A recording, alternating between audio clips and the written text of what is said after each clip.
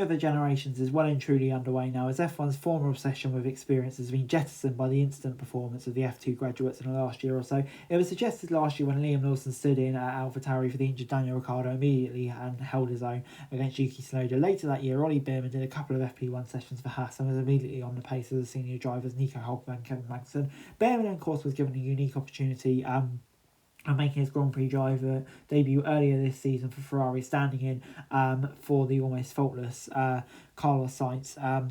And yeah, he did his reputation absolutely no harm by standing drives at Haas, where he out-qualified Hulkenberg on all 3 occasions, if we include Brazil sprint qualifying. Lawson has since returned and carried on where he left off last year, generally outperforming Tsunoda and making himself a serious contender for Sergio Perez's Red Bull seat, which he eventually got.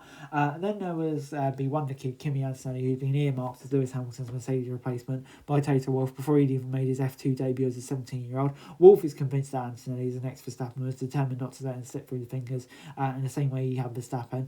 As all of this had been unfolding, Alpine had quietly signed up its junior driver Jack Doohan to partner Pierre Gasly in place of Esteban Ocon. Doohan's been a solid asset behind the scenes with his simulator work, but genuinely impressive in his Abu Dhabi FP1 session at the end of last year, when after lapping 0.015 seconds with Gasly of the same programme, he climbed straight into his F2 car and set pole. The impression a new generation of already was given added impetus when the sensation Franco Colapinto in his later season field-in role with Williams, from a relatively underrated F2 driver to he became an F1 hot property in the space of a few races. Although they've all won F2 races, none of Bearman, Adam Tonelli or Colapinto were serious contenders of the championship. Those roles have been taken by Red Bull's Isaac Hadjar and McLaren's Gabriel Bortoleto, with one being snapped up by Sauber and Hadjar finding his way into the second RB team with Lawson promoted.